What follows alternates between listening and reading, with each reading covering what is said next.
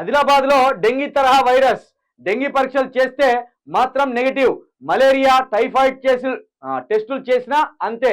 లక్షణాలు మాత్రం వాటి మాదిరిగానే. కోతులు సైతం ఓ కారణం అంటూ వైద్యుల అభిప్రాయం. మరి అడవులు అంతమైతాండే, అడవుల్లో ఉండవలసిన కోతులు వచ్చి ఇళ్లలో ఉంటాండే.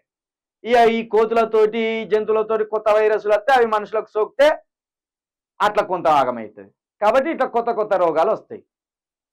ఏలుగుబంటి నుండి ఎట్లయితే ఎయిడ్స్ వచ్చిందో, కోతుల నుండి ఒక కొత్త రకమైన వైరస్ తోటి ఒక కొత్త వైరస్ పుట్టుకొచ్చి ఇట్లా కొత్త వ్యాధులు వచ్చే అవకాశం ఉన్నదట. ఉమ్మడి ఆదిలాబాద్ జిల్లాలో జ్వరాలు ఎక్కువగా ప్రబలుతున్నాయి. చాలా మందిలో డెంగీ తరహా లక్షణాలు కనిపిస్తున్నాయి. వైద్య పరీక్షల్లో మాత్రం డెంగీ నెగిటివ్ అని వస్తున్నది. మలేరియా టైఫాయిడ్ టెస్టులు చేసినా నెగిటివ్ అని వస్తున్నది. కానీ లక్షణాలు మాత్రం తీవ్ర స్థాయిలో కనిపిస్తున్నాయి.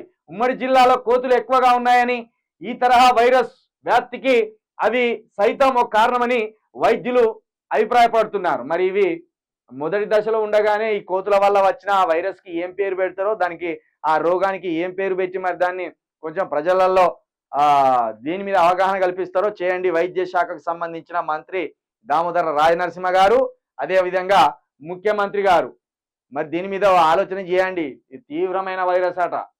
ఆదిలాబాద్ జిల్లా మొత్తం మరి ఈ జ్వరాలతో ఆగమైతానట. ఇటు డెంగ్యూ లెక్క కనబడతలేదట, మలేరియా లెక్క కనబడతలేదట. కానీ దీనికి సంబంధించిన సిమ్టమ్స్ మాత్రం తీవ్ర స్థాయిలో ఉంటున్నాయట. పరీక్షలు చేస్తే అవేం కాదన్నట్టే కనబడుతున్నాయట. కాబట్టి కోతుల వల్ల ఈ రకమైన వైరస్ వ్యాప్తి ఎంత అనేది ఈ వార్త చెప్తున్నది. మరి దీనికి సంబంధించి కొంత టెస్టులు చేసి దాన్ని ఏం చేస్తారో, ఎట్లా నిర్మూలించే ప్రయత్నం చేయండి.